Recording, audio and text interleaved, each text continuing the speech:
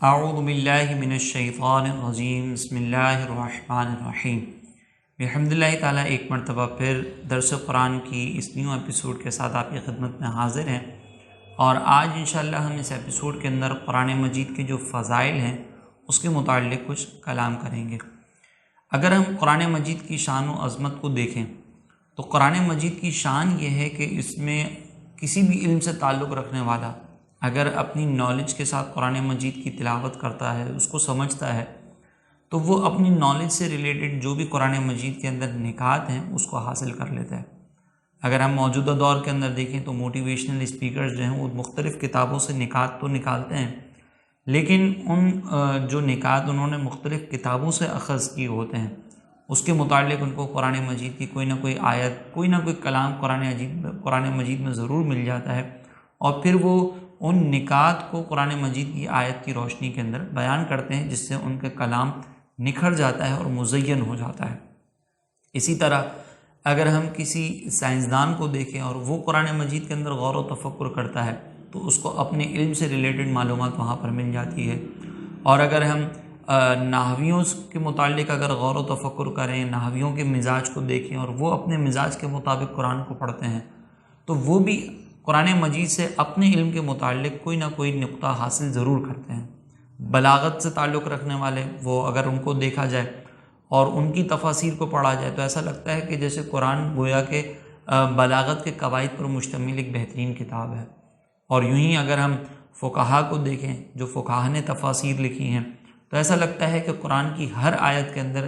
کوئی نہ کوئی حکم بیان کیا گیا ہے، کوئی نہ کوئی اصول فقہ بیان کیا گیا ہے، کسی نہ کسی فقہ کے رول کے متعلق قرآن کے اندر نشاندہی کی گئی ہے، اور پھر ہمیں ایسا لگتا ہے کہ قرآن جو ہے وہ فقہا کے لیے کتاب نازل کی گئی ہے۔ اسی طرح اگر ہم صوفیہ کو دیکھیں تو صوفیہ اپنے مزاج کے مطابق جب قرآن مجید کو دیکھتے ہیں تو انہیں اپنے مزاج کے مطابق نبی مکرم صلی اللہ علیہ وسلم کی تعلیمات کی روشنی میں قرآن سے وہ نکات مل جاتے ہیں۔ تو اس طرح قرآن مجید کی یہ شان و عظمت ہے کہ کسی بھی علم سے تعلق رکھنے والا جب قرآن میں غور و تفکر کرتا ہے تو وہ قرآن میں غور و تفکر کرنے کے بعد اپنی فیلڈ سے ریلیٹڈ کوئی نہ کوئی معلومات وہاں سے لیتا ہے، اس سے مستفید ہوتا ہے، اور یوں وہ قرآن کی برکتیں حاصل کر لیتا ہے۔ اگر ہم قرآن مجید کے فضائل کی بات کریں تو ہمیں نبی مکرم صلی اللہ علیہ وسلم کا یہ فرمان نظر آتا ہے کہ آقا دو جہاں صلی اللہ علیہ وسلم فرماتے ہیں، حضرت ابو سعید خدری رضی اللہ تعالیٰ عنہ اس کے راوی ہیں، وہ یہ کہتے ہیں کہ نبی مکرم صلی اللہ علیہ وسلم نے فرمایا کہ اللہ یہ فرماتا ہے، گویا کہ یہ حدیث قدسی ہے، اللہ تبارک و تعالیٰ یہ فرماتا ہے کہ جس کو قرآن مجید نے، یعنی قرآن مجید کی مشغولیت ہے، قرآن کا مطالعہ کر رہا ہے، قرآن کی تعلیم دے رہا ہے، قرآن کی تعلیم حاصل کر رہا ہے، تو اگر کوئی قرآن مجید، اللہ تبارک و تعالیٰ نے فرمایا کہ جس کو قرآن مجید نے میرے ذکر سے اور مجھ سے دعا مانگنے سے روکے رکھا تو میں اسے اس سے بڑھ کر عطا کروں گا جو میں مانگنے والوں کو دیتا ہوں۔ گویا کہ اگر کوئی شخص دعا قرآن مجید میں مشغولیت کی وجہ سے نہیں مانگ سکتا، کوئی ذکر و اذکار نہیں کر سکتا، تو اسے اللہ تبارک و تعالیٰ دگنا عطا فرمائے گا۔ اور پھر آگے سرکار علیہ الصلوۃ والسلام نے فرمایا کہ اللہ تبارک و تعالیٰ کے کلام کو دوسرے کلاموں پر ایسی ہی فضیلت حاصل ہے جیسی اللہ تبارک و تعالیٰ کو مخلوق پر فضیلت حاصل ہے۔ اور اسی طرح اگر ہم قرآن مجید کی تعلیم کے حوالے سے فضیلت کو دیکھیں تو بڑی مشہور روایت ہے جس میں نبی مکرم صلی اللہ علیہ وسلم نے ارشاد فرمایا کہ خیرکم من تعلم القرآن وعلمہ، تم میں سے بہترین افراد وہ ہیں جو قرآن مجید کو سیکھیں اور دوسروں کو سکھائیں۔ آپ ذرا غور کریں کہ اس امت کے جو بہترین افراد ہیں، یا اگر آپ کسی کو کہیں کہ جو بہت زیادہ ہائی پروفائل لوگ ہیں، یہ وہ لوگ ہیں کہ جو قرآن مجید کی تعلیم حاصل بھی کرتے ہیں اور دوسروں کو سکھاتے بھی ہیں۔ ہمارے یہاں پر تو یہ ہم دیکھتے ہیں کہ اگر قاری صاحب جو ہے وہ آ کر فیس کا مطالبہ کریں، قاری صاحب جو وہ بچوں کو پڑھانے آتے ہیں، تو ہم ویسی رسپیکٹ قاری صاحب کو نہیں دیتے جیسی ہم ایک ٹیوشن ٹیچر کو دیتے ہیں۔ ٹیوشن ٹیچر کی باقاعدہ اچھی خاصی ہم فیس پے کرنے کے لیے تیار ہوتے ہیں۔ بچے اگر کسی جگہ پہ ٹیوشن پڑھنے کے لیے جا رہے ہوں اور وہاں پر جو ہے وہ اگر کوئی فیس وغیرہ مانگی جائے تو ہم اس کو بہت فوری طور پر بھاری بھاری فیسیں دینے کے لیے تیار ہو جاتے ہیں، لیکن جب قاری صاحب جو ہے وہ فیس کی بات کریں، جو ہمارے بچوں کو قرآن سکھاتے ہیں، قرآن کی تعلیم دیتے ہیں، وہ اگر کوئی فیس کا مطالبہ کریں اور ہماری انکم سے تھوڑی سی زیادہ فیس اگر مانگ لیں، یعنی ہماری ایکسپیکٹیشن سے زیادہ وہ فیس کا مطالبہ کر لیں، تو ہمیں اچھا نہیں لگتا، ہم اس پر قاری صاحب سے بحث کرتے ہیں۔ یہ مزاج ہمارا ہرگز نہیں ہونا چاہیے، کیونکہ نبی کریم علیہ الصلوۃ والسلام نے تو ہائی پروفائل لوگ ان لوگوں کو بتایا جو قرآن مجید کی تعلیم پہلے تو حاصل کرتے ہیں اور پھر دوسروں کو سکھاتے ہیں۔ اسی لیے ہمیں قرآن مجید کے ساتھ اپنا تعلق اس انداز سے جوڑنا ہے کہ قرآن مجید کو ہم سمجھیں، اس کی قدر کریں اور اس کے پڑھانے والوں کی بھی قدر کریں، اور قرآن مجید کے ساتھ صرف تعلق اس حد تک نہ ہو کہ ہم قرآن مجید کو صرف مختلف اپنے مقاصد حاصل کرنے کے لیے تو پڑھیں،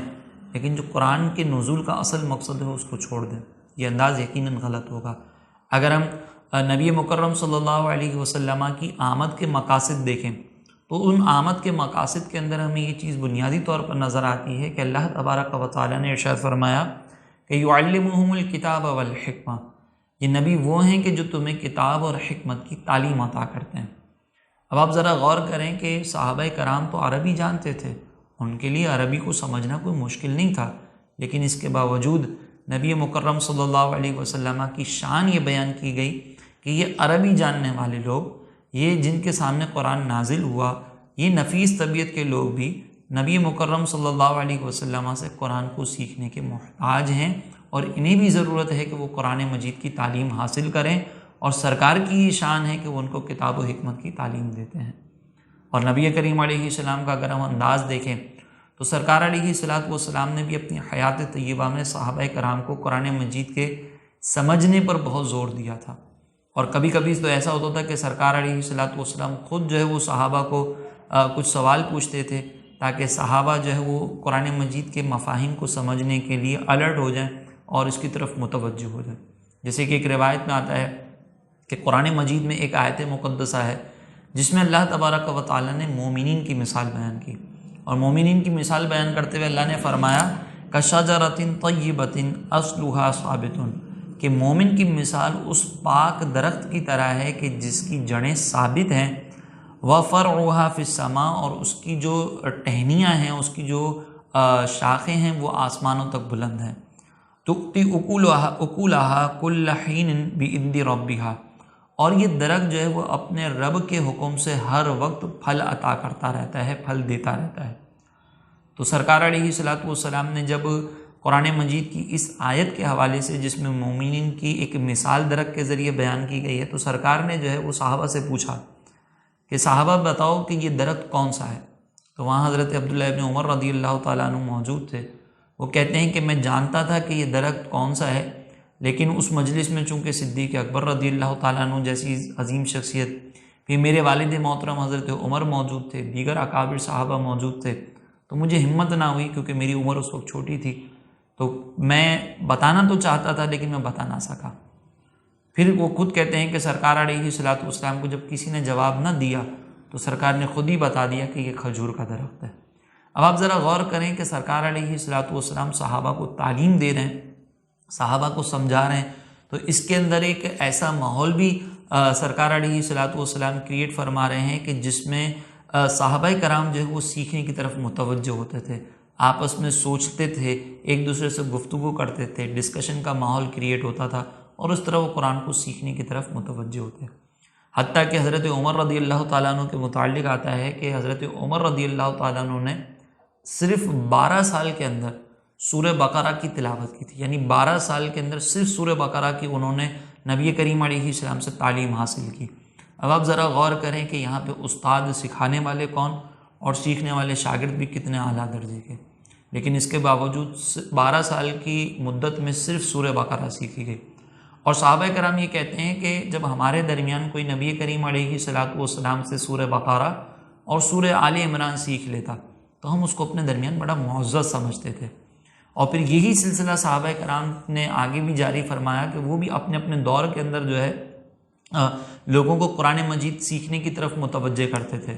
جیسے کہ حضرت عمر رضی اللہ تعالیٰ عنہ کے متعلق آتا ہے کہ آپ نے اپنے دور خلافت کے اندر مسلمانوں کے لیے جہاں جہاں پر آپ کی حکومت تھی مختلف مراکز قائم کیے تھے جہاں پہ قرآن مجید کی تعلیم دی جاتی ہو، لوگ وہاں سے سیکھ سکیں۔ اور پھر ان مراکز میں خاص طور پر یہ پابندی تھی کہ ہر مسلمان جو ہے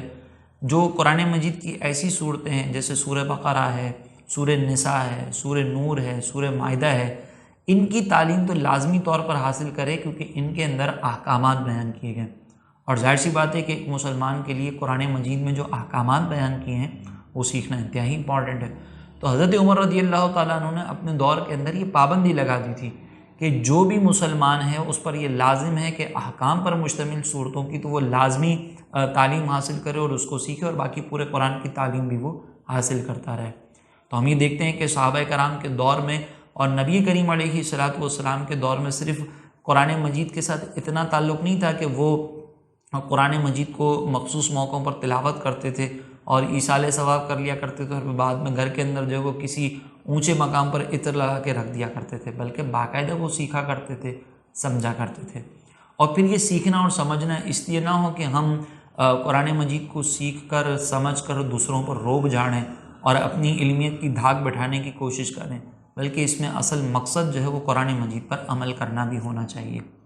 نبی مکرم صلی اللہ علیہ وسلم نے فرمایا کہ اللہ تبارک و تعالی